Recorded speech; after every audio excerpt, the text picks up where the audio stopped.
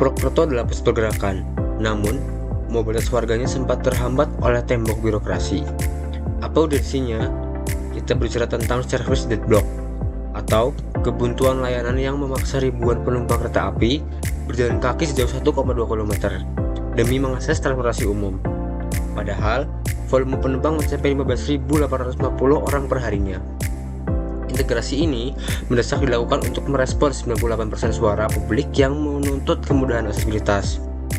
Selain itu, pembukaan pintu barat adalah langkah teknis mutlak untuk mendekonstrasi kemacetan kronis di pintu timur, sekaligus mengurangi ketergantungan warga pada kendaraan pribadi melalui layanan yang lebih murah, nyaman, dan terpadu. Bagaimana proses dari masalah ini? Semua bermula dari ketimpangan beban tata ruang dan fragmentasi otoritas.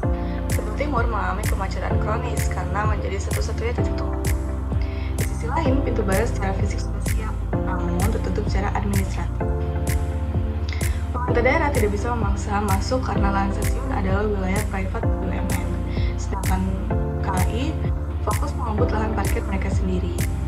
Akibatnya, penumpang terjebak dalam birokrasi yang mengidap penyakit silent mentality yang memicu inefisiensi, aksesibilitas, dan potensi konflik sosial dengan transportasi konvensional. Apa konsep teoritisnya? Fenomena ini dibedah menggunakan Institutional Collective Action atau ICA framework dari Richard McDougall. PT KAI dan Pemkab adalah entitas otonom dengan kepentingan berbeda. KAI beroperasi dengan logika komersial aset, sedangkan Pemkab dengan logika pelayanan sosial.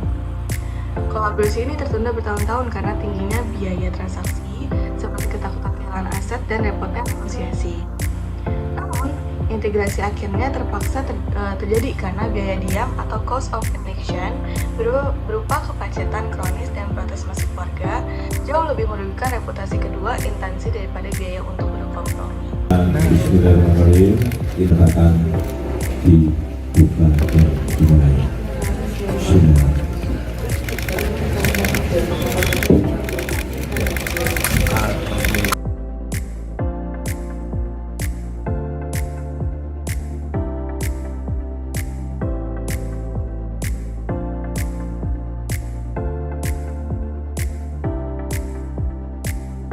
Lalu bagaimana sih langkah solusinya? Langkah yang diambil adalah langkah yang sangat komprehensif, di mana yang pertama itu ada restrukturisasi geometrik.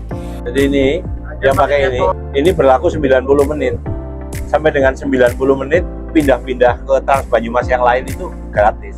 Tetap ngetep tapi Rp0. Melalui joint inspection dilakukan pelebaran, sudut belok, dan perbaikan perkerasan lintasan di pintu barat. Tujuannya untuk menjamin manuver aman atau keadaan safety bagi bus dimensi besar Trans Banyumas di pintu barat.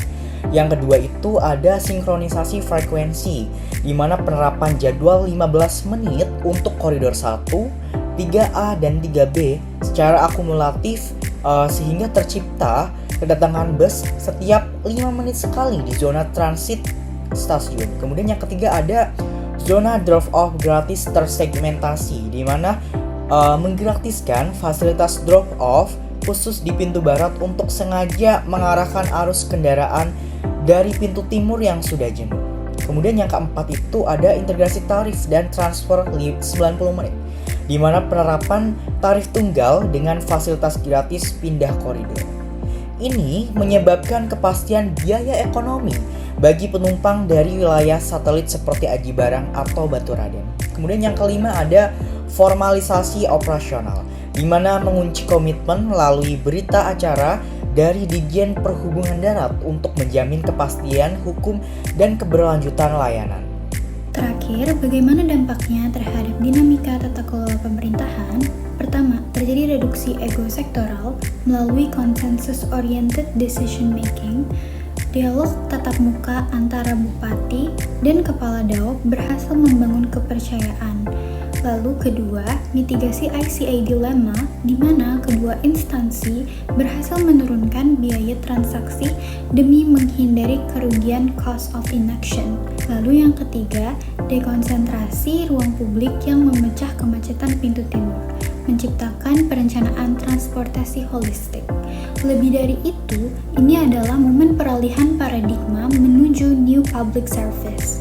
Merespons 98% suara publik membuktikan bahwa pemerintah kini bergerak berbasis evidence-based policy. Warga bukan lagi objek, melainkan pemilik sah layanan. Sinergi ini resmi menjadi benchmark nasional integrasi antar moda daerah.